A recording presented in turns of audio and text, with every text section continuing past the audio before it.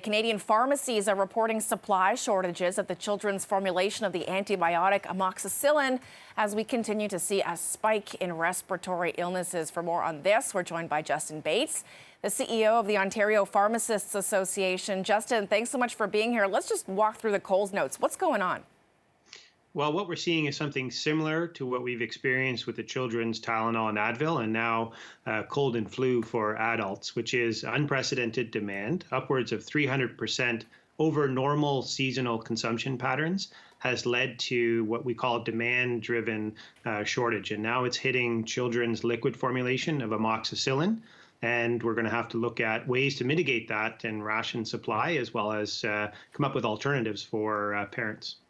And Justin, is this the same situation in the United States? I've been hearing anecdotally from parents that they've been crossing the border to stock up on Tylenol and Advil for kids. In fact, my husband was just in the U.S. and he brought back a whole Ziploc full of these medications. So is that the situation there? Can anything be done to help us here? Well, in amoxicillin, in the example of antibiotics, it is about 2 weeks behind that we're seeing the shortage in Canada.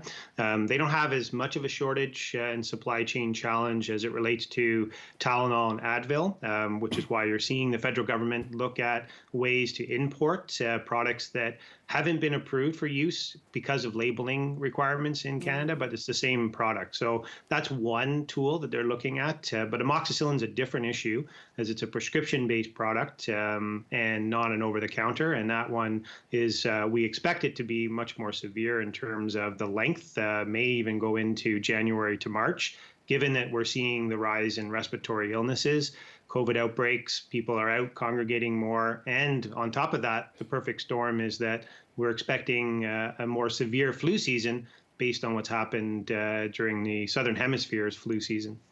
Hearing you say February or March and that we have to ration amoxicillin, I mean, this is Canada. We're not in a third world country. What's the solution or what's the alternative here, Justin? Well, there's a couple of alternatives. We can take the adult tablets and split those for children and either mix them up into other foods to help with digestion or crush, or they can swallow them if possible. The other option is for pharmacists to compound. So if we have the raw ingredients, we can make the liquid formulation. Of course, as that becomes an increase in demand, it may become less and less available as an option. But right now, many pharmacies have those raw ingredients. And then third option would be for pharmacists that can't prescribe, which is Ontario, but in other provinces they can, talk to the doctor, communicate, and get a different prescription, a different antibiotic. They may not be as effective, but it will at least help alleviate the symptoms. Okay, it's good to know that there are some options there. Turning now to Paxlovid, there's talk that pharmacists should or will be able to prescribe Paxlovid to patients. How close is this to becoming a reality? Well, we hope it's really close. We've been advocating since the introduction of Paxlovid. I think early days we had less supply, but now we have supply sitting on shelves. And we need to do three things. We want to keep people out of hospitals because of COVID.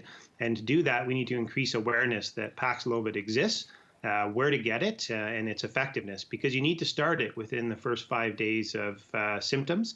Otherwise, it's no longer effective and reduces its efficacy. So awareness and public health messaging, really important. Second would be to expand the eligibility, so more people have access to it.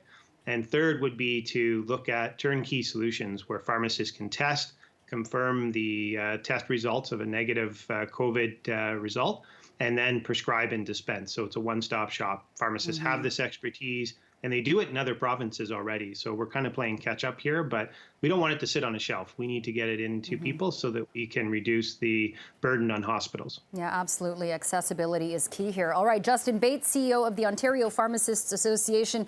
Thanks for your time and painting a picture of the situation across pharmacies. Appreciate it.